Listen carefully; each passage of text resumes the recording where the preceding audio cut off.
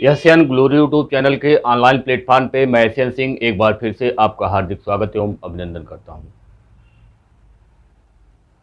Mathematics foundation batch के अंतर्गत आज से हम शुरुआत कर रहे हैं मैथमेटिक्स की पहली क्लास। सबसे पहले जो मैथमेटिक्स को पढ़ने के लिए, गणित को पढ़ने के लिए जो बेसिक आवश्यकताएं होती हैं, यानी आपको कम से कम क्या क्या आना चाहिए, हम उसी पे चर्चा करेंगे। अगर आप UP TET, C TET, super TET, PET या जो बच्चे कक्षा 5 का नवोदय विद्यालय, कक्षा 9 का नवोदय विद्यालय, सैनिक स्कूल, विद्या ज्ञान स्कूल या CHS ये सारी परीक्षाएं देने जा रहे हैं, अगर आपके घर में कोई बच्चा कक्षा 5, 6, 7, 8 में भी पढ़ता हो, 9, 10 में भी पढ़ता हो, तो उसके लिए भी यह एक ज़रूरी क्लास है। उसको भी आप कह सकते हैं कि इस क्लास को वह देखे। अगर आप चैनल पे नए हैं तो चैनल को लाइक करिए, सब्सक्राइब करिए और अपने दोस्तों में शेयर जरूर करिए। फाउंडेशन बैच का मतलब कि जो जो ज़रूरत होगी गणित पढ़ने के लिए, जितना कम से कम आपको आना चाहिए उतने से ही हम शुरुआत करेंगे, यानी 0 लेवल से ही शुरुआत करेंगे और आपके UP TET, C TET, super TET, PET के स्तर तक हम लेकर के जाएंगे। अब उस बीच में कोई बच्चा अगर कक्षा 5 का एग्ज़ाम देने जा रहा है नवोदय का, कक्षा 9 का नवोदय का, कक्षा 7 में सैनिक का या CHS का, विद्या ज्ञान का, इस टाइप की जो परीक्षाएं, प्रतिभा खोज परीक्षा जो होती है उससे संबंधित जो बातें हैं, यानी कि जो आप एक सामान्य गणित होता है उस सामान्य गणित को पढ़ने जा रहे हैं। तो आइए चर्चा की शुरुआत सबसे पहले करते हैं कि जब आप गणित पढ़ने जाएंगे तो सबसे पहले जो आपको आना चाहिए विभाज्यता के नियम। इसके पहले एक क्लास हम कर चुके हैं, उसको हम थोड़ा सा रिवीजन कराएंगे और फिर आगे उसको हम कंटिन्यू करेंगे।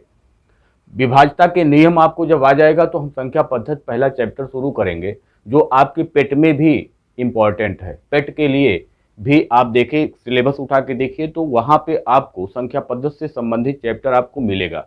तो आइए शुरुआत करते हैं सबसे पहले कि विभाज्यता के नियम कौन कौन से हैं।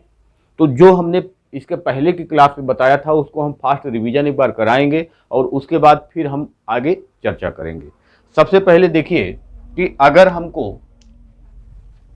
2 से, 4 से, 8 से, 16 से, 32 से, 64 से और ये आगे कंटिन्यू है, अगर इससे हमको किसी संख्या को काटना है, विभाजित करना है, भाग देना है, तो अगर हम कोई एक संख्या लेकर के पूछिए संख्या 2 से कटेगी कि नहीं कटेगी, 4 से कटेगी कि नहीं कटेगी, 8 से कटेगी कि नहीं कटेगी, 16 से कटेगी कि नहीं कटेगी, तो उसके लिए ये आपको बताया जा रहा है।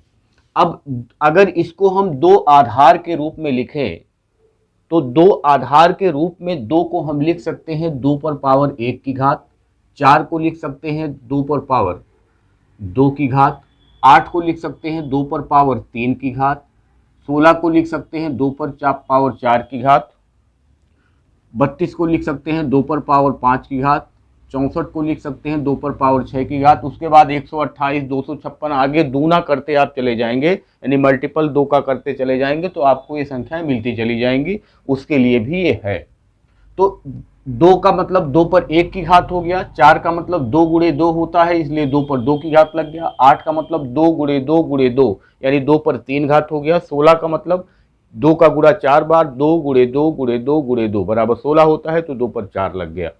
अब हमको अगर कोई संख्या देखना है, जैसे कोई संख्या अगर आपको दे दी जाए कि 5, 8, 3, 7, 8, अब कोई अगर आपसे यहाँ से पूछना शुरू करे कि आप ये बताइए कि यह जो संख्या है वो 2 से कटेगी कि नहीं कटेगी, तो 2 पर 1 की घात है। अब घात हमको चेक करना है, यहाँ पर एक ही घात लगी हुई है, तो इसका मतलब लास्ट का एक डिजिट जो है वही हमको देखना है। ये लास्ट वाली डिजिट जो है वह 2 से कटेगी या नहीं कटेगी, तो लास्ट वाली डिजिट 2 से कट जाती है तो यह पूरी संख्या 2 से कट जाएगी। तो इसका मतलब कि हम जब 2 से काटना होगा तो लास्ट वाली डिजिट को हम देखेंगे। इसके बाद अगर मान लीजिए कोई पूछता है कि यह संख्या बताइए 4 से कटेगी कि नहीं कटेगी। तो हम कहेंगे कि 2 पर 2 घात का मतलब 4 होता है, यानी घात के रूप में 2 लिखा है तो लास्ट की 2 संख्याएं, 2 अंकों को हमको यहाँ पे चेक करना होगा। अब देखेंगे 78 में 4 का भाग जाता है कि नहीं जाता है। तो 4 से भाग देंगे तो 3 शेष बचेगा 7 में, तो यहाँ 38 हो जाएगा, 4 9 36 यानी 2 शेष बच जाएगा, यानी 2 शेष बच जाएगा। तो अगर आपसे कोई पूछे कि 58,378 में हम 4 से भाग दें तो शेष कितना बचेगा, तो आप बता सकते हैं कि शेष 2 बचेगा। क्यों? क्योंकि लास्ट के 2 अंकों में हमने 4 से भाग दे करके यह देख लिया है कि यह संख्या 4 से नहीं कटती है बल्कि 2 शेष बच जाता है। अब अगर कोई 8 से आपसे पूछे कि ये संख्या 8 से कटेगी कि नहीं कटेगी, तो आप कह देंगे कि 8 का मतलब 2 पर 3 घात होता है, और ये जो घात है यही हम लास्ट के 3 डिजिट को चेक कर लेंगे, यानी ये 3 डिजिट 8 से कटता है कि नहीं कटता है। तो 8 चौक के 32, 5 37 58 और 8 सते 56, यानी 2 शेष बच जाएगा। यहाँ भी 2 शेष बच जाएगा। अगर कोई 16 से पूछता है तो हम लास्ट की 4 डिजिट को चेक कर लेंगे, लास्ट की 4 डिजिट को चेक कर लेंगे कि कटेगा कि नहीं कटेगा। यानी अगर आपको 2 4 8 16 32 64 128 256 512 1024 इस टाइप से जो संख्याएं हैं, इससे अगर आपको विभाज्यता के नियम सीखना है तो उसको 2 के आधार के घात के रूप में आप उसको तोड़ लीजिए। जितना घात लगा होगा लास्ट की उतनी डिजिट ही हमको चेक करना है। तो हमको लग रहा है कि आपको समझ में आ गया होगा। अब इसके आगे हम आपको बताएंगे दूसरा कि 3 और 9 से, तो 3 और 9 से अगर हम देखें तो अगर कोई संख्या हमको दी गई है जैसे 3 5 8 4 3 2, अब कोई पूछ ले कि यह संख्या 3 से कटेगी कि नहीं कटेगी, तो इसके अंकों का योग कर लीजिए। इसको कर लीजिए 3 धन 5 धन 8 धन 4 धन 3 धन 2, 3 5 8 8 8 16 16 4 20 20 3 23 23 2 25, यानी अंकों का योग 25 आ रहा है। ये देखिए 3 से विभाजित हो रहा है कि नहीं हो रहा है। अंकों का योग अगर 3 से विभाजित हो रहा है तो कट जाएगा, और नहीं तो 3 8 24, एक क्या होगा इसका, एक शेष बच गया।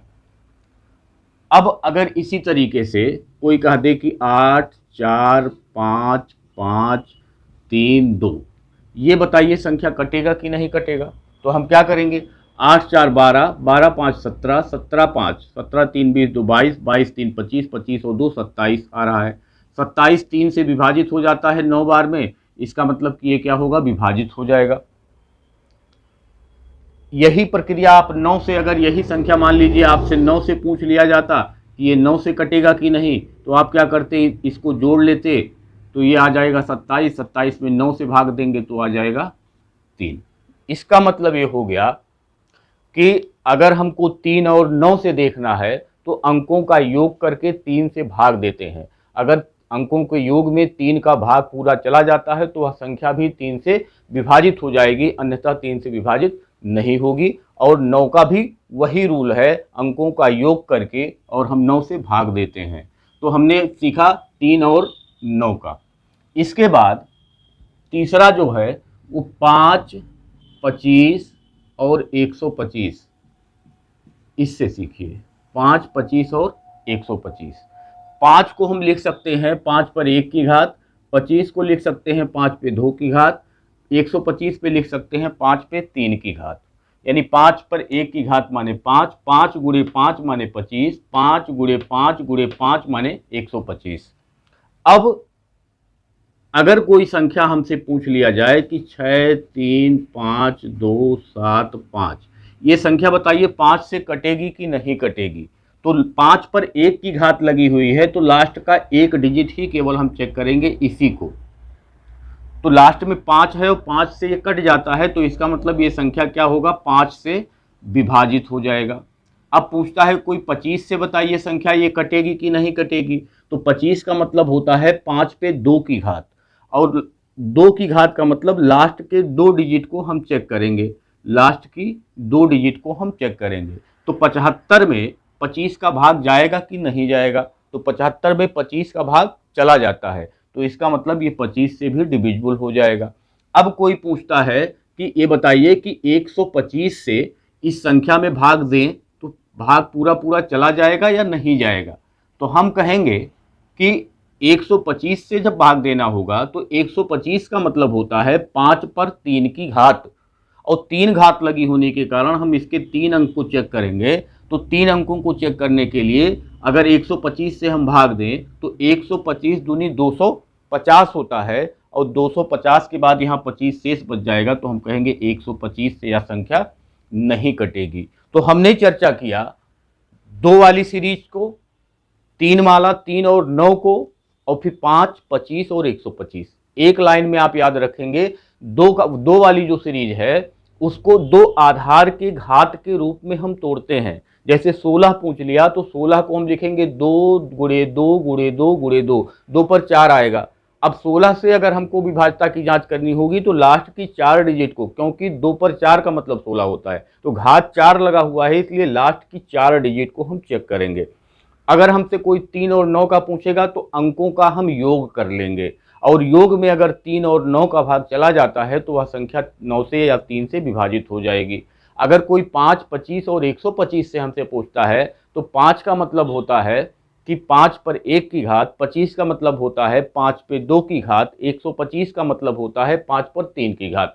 तो वहाँ पे हम, अगर हमको 5 से चेक करना होगा तो लास्ट की 1 डिजिट को चेक करेंगे, 25 से चेक करना होगा तो लास्ट की 2 डिजिट को चेक करेंगे, और अगर 125 से चेक करना होगा तो लास्ट की 3 डिजिट को हम चेक करेंगे। जैसे हमने यहाँ आपको समझा दिया। अगर 5 से चेक करना होगा तो केवल हम इसको देखेंगे, अगर हमको 25 से चेक करना होगा तो हम 75 को लेंगे, अगर हमको 125 से चेक करना होगा तो हम 275 को लेकर के चेक कर लेंगे।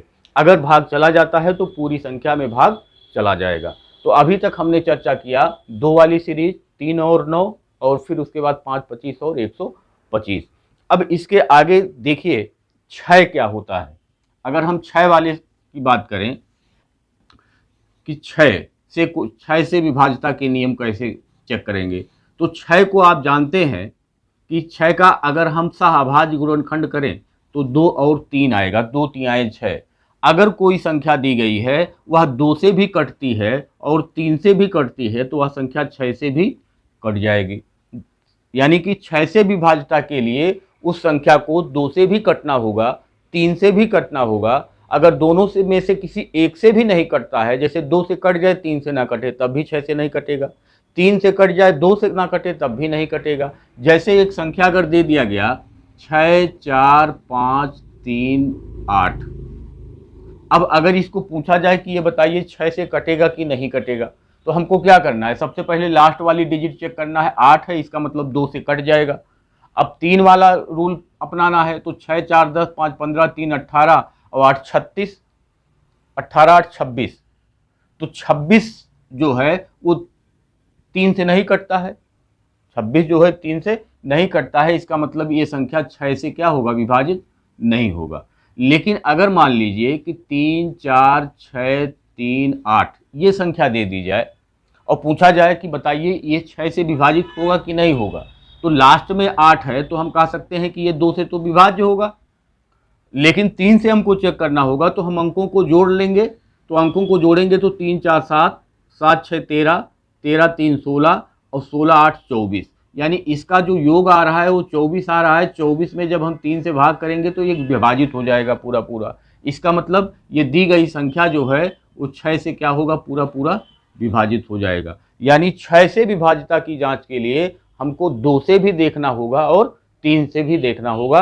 अगर 2 से भी वह संख्या कट जाती है, 3 से भी वह संख्या कट जाती है, तो वह संख्या 6 से भी विभाजित हो जाएगी। तो इस तरीके से हमने सीखा 2 से, 3 से, 4 से, 5 से, 6 से, 8 से, और फिर उसके बाद 16, 32, 64 तो सीख चुके हैं।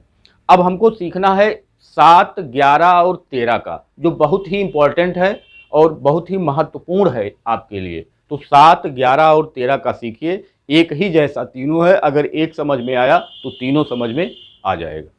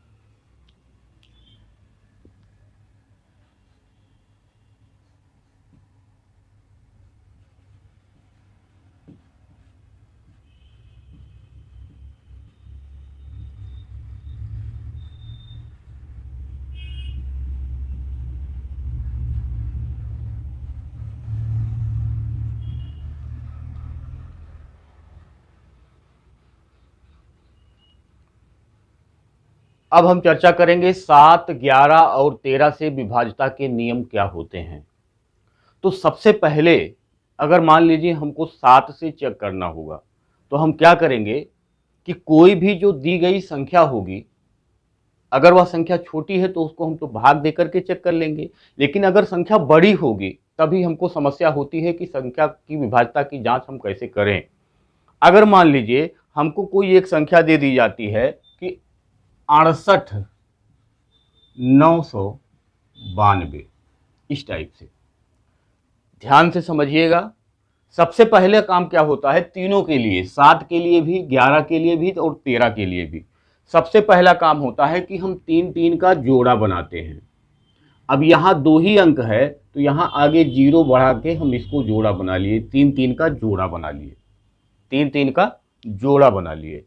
जोड़ा बनाने के बाद इन दोनों के बीच का हमको डिफरेंस निकालना है, इन दोनों के बीच का हमको डिफरेंस निकालना है। तो डिफरेंस का मतलब बड़े में से छोटे को घटाया जाता है।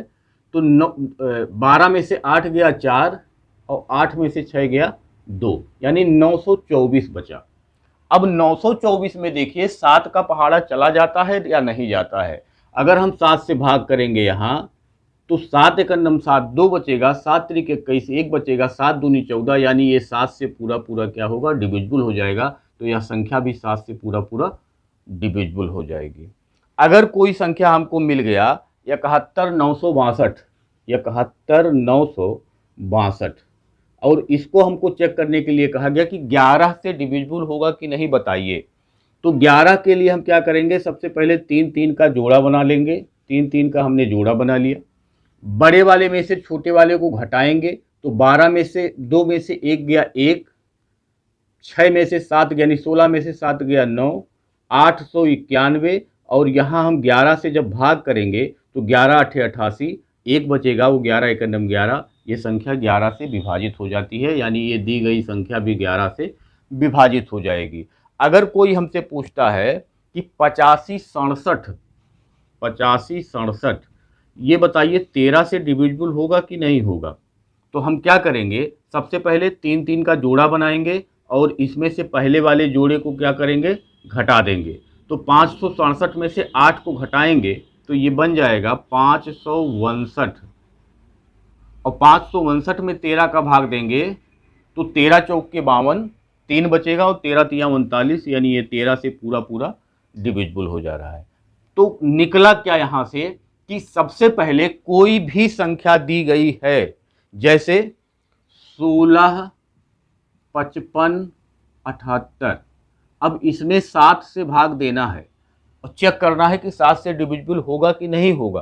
तो हम क्या करेंगे, दोनों को 3-3 का जोड़ा बनाएंगे और डिफरेंस ज्ञात कर लेंगे। तो 8 में से 5 गया 3, 7 में से 6 गया 1, 5 में से 1 गया 4, 13 में 7 से भाग देंगे तो 7 पचे 35, 6 बचेगा, 7 9 63, यानी ये पूरा पूरा 7 से डिविजिबल हो जाएगा।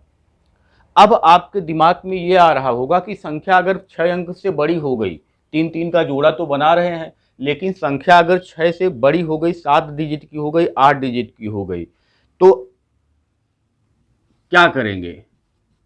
अगर संख्या मान लीजिए कि 6 डिजिट से भी ऊपर हो गई, तो 3-3 का जोड़ा बना रहे थे, तो कौन किसके साथ जाएगा, इसको कैसे हम लेंगे। तो अगर मान लीजिए हमने ये उदाहरण ले लिया कि 7 अंक की अब संख्या हो गई, तो हमने पहले जो कहा था कि 3-3 का आप जोड़ा बनाइए, तो 3-3 का जोड़ा बना लीजिए, यहाँ भी 2 0 बढ़ा के 3-3 का जोड़ा बन गया। ये पहला जोड़ा है, ये दूसरा जोड़ा है, ये तीसरा जोड़ा है। कितनी भी बड़ी संख्या आ जाए आपको कोई दिक्कत नहीं होगी। अब यहाँ से आप क्या करेंगे कि पहला जोड़ा और तीसरा जोड़ा एक साथ आप जोड़ लेंगे। तो पहला और तीसरा जब हम जोड़ेंगे तो इसका जोड़ आएगा, 74 में 6 जोड़ेंगे तो 380 आ जाएगा, 380 आ जाएगा, ये 380 हो गया। और दूसरा जोड़ा 758 का था, डिफरेंस निकालना होगा, निकाल लेंगे। 15 में से 8 गया 7, 6 में से 3 गया 3, 378 में क्या करेंगे हम, जितने से हमको भाग देने के लिए कहेगा, जैसे 7 से अगर भाग देने के लिए कहेगा तो 7 का भाग देंगे, 7 पचे 35, 2 बचा, 7 चौक 28, यानी ये पूरा का पूरा क्या हुआ, डिविजिबल हो गया। तो चाहे जितने बड़ी संख्या आ जाए, यहाँ क्या हो गया, विषम विषम बार जो है यानी पहला जोड़ा और तीसरा जोड़ा एक साथ जोड़ लेंगे। अगर इससे भी बड़ी संख्या आ जाएगी, मान लीजिए यहाँ पे ऐसे आ गया, अब ये भी एक जोड़ा बन गया, तो ये चौथा जोड़ा होगा, तो चौथा और दूसरा यानी सम बार का जो जोड़ा है वो एक साथ जुड़ जाएगा और विषम वाला जोड़ा एक साथ जुड़ जाएगा। अब उसको अब डिफरेंस निकाल लेंगे। जैसे 30 11 502, अगर इसको कह दे कि ये 13 से विभाज्यता की जांच करिए, तो हम क्या करेंगे, 30 11 502 ये एक जोड़ा बन गया, ये दूसरा जोड़ा बन गया और ये तीसरा जोड़ा बन गया। अब पहला जोड़ा और तीसरा जोड़ा एक साथ जोड़ेंगे तो 502 में 3 जोड़ेंगे तो 505 हो जाएगा, और इसमें से 11 को हम घटा देंगे, 5 में से 1 गया 4, 10 में से 1 गया 9, यानी 494, और 13 से भाग करेंगे तो 13 तियाँ 39, 13 तियाँ 39, 10 बचेगा और 13 अट्ठे 104, यानी ये भी पूरा का पूरा क्या होगा, डिविजिबल होगा। तो यह संख्या भी 13 से क्या होगी, डिविजिबल हो जाएगी।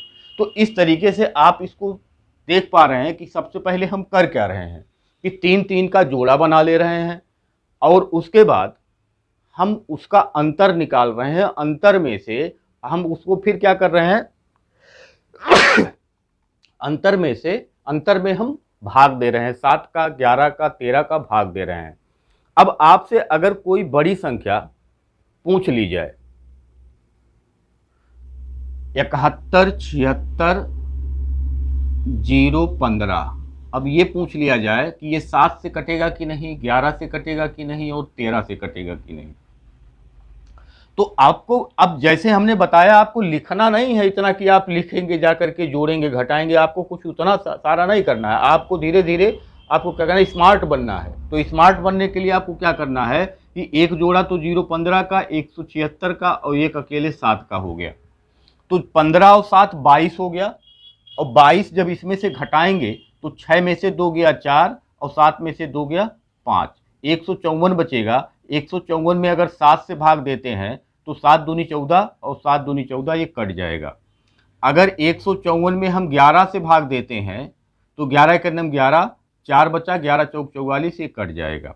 अगर 154 में हम 13 से भाग देते हैं तो 13 के नम 13, 2 बचा 24 और 24 13 से नहीं कटता है। तो ये दी गई संख्या 7 से कट जाएगी, 11 से कट जाएगी, लेकिन 13 से नहीं कटेगी। तो आप कह सकते हैं कि दी गई संख्या को 3 3 के जोड़े में हम एक साथ रखते हैं, उसका अंतर निकालते हैं, उस अंतर में 7 का 11 का 13 का भाग देते हैं, और अगर भाग चला जाता है तो वह संख्या भी उस 7 से कट जाएगी, 11 से कट जाएगी, 13 से कट जाएगी। तो आशा है अब आपको 7, 11 और 13 का समझ में आया होगा। अगर समझ में नहीं आया होगा तो आप बताइएगा। अब इसके आगे विभाज्यता पे आपको यूपी टेट में 2 से 3 क्वेश्चन मिलते हैं। विभाज्यता पे यूपी टेट में 2 से 3 क्वेश्चन मिलते हैं, तो आप उसको देख लीजिएगा। नहीं समझ में आएगा तो फिर अगले क्लास में इसको विस्तार से इस पे क्वेश्चन लेकर के हम समझाने का प्रयास करेंगे। अब मान लीजिए इसके आगे अगर आपसे कोई पूछता है कि कोई संख्या दी गई है तो वह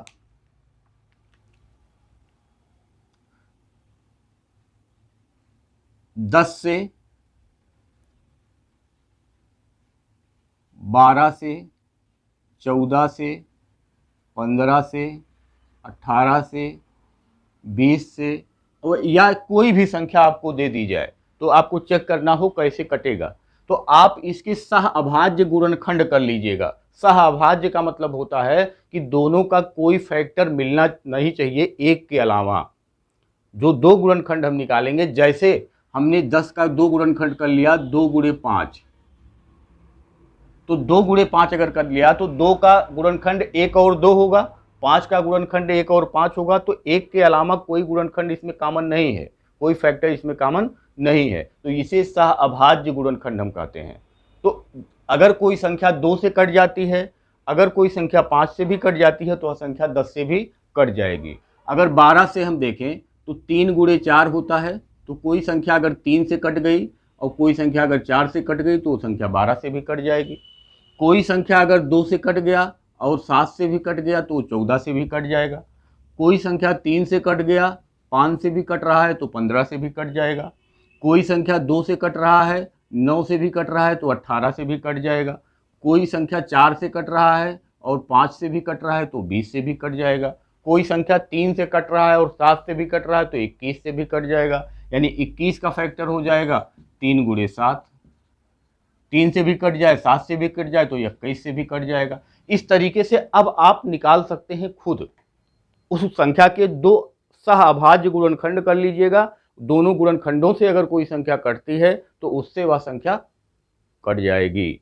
जैसे हमने 21 का बताया, 3 और 7 होगा, 3 से भी कटती है, 7 से भी कटती है तो 21 से भी कट जाएगी। तो इस तरीके से आपने पूरा कंप्लीट विभाज्यता के नियम को आपने सीख लिया है। 10 से कटने का जो नियम है लास्ट में 0 होना चाहिए। 10 से कटने का नियम जो है वो लास्ट में 0 होना चाहिए। जैसे कोई संख्या अगर लिख दी जाए कि 4 5 3 7 3, अगर पूछा जाए कि ये 10 से कटेगा तो हम कह देंगे नहीं कटेगा।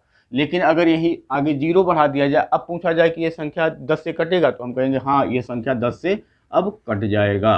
क्यों? क्योंकि लास्ट में 0 है। तो 10 से कटने के लिए लास्ट में 0 होना चाहिए। 11 का एक नियम और है जो स्पेशल नियम है, उसको भी आगे के क्लास में हम आपको बताएंगे। लेकिन एक बार इसको आप रिवीजन कर लीजिएगा। एक बार हम आपका क्विक रिवीजन करवा रहे हैं जल्दी से।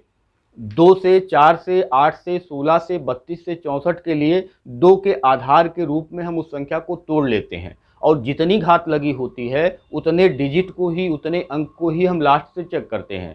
जैसे कोई संख्या दी गई है और अगर हमसे पूछा जाए कि 8 से कटेगा कि नहीं, तो 8 का मतलब होता है 2 गुणे 2 गुणे 2, यानी 2 पर 3 की घात। अब लास्ट के 3 अंक को चेक कर लीजिए, अगर वह संख्या 8 से कट जाती है तो पूरी दी गई संख्या 8 से कट जाएगी। 3 और 9 के लिए अंकों का योग कर लीजिए और 3 और 9 से भाग दे दीजिए। 3 से पूछा जाए तो 3 से, 9 से पूछा जाए तो 9 से। उसके बाद 5, 25, 125 को 5 आधार के रूप में तोड़ लेते हैं। जितनी घात लगी होती है उतने डिजिट को चेक कर लेते हैं। जैसे अगर कोई संख्या पूछा जाए कि 125 से कटेगा कि नहीं, तो 125 का मतलब होता है 5 पर 3 की घात, 5 गुणे 5 गुणे 5।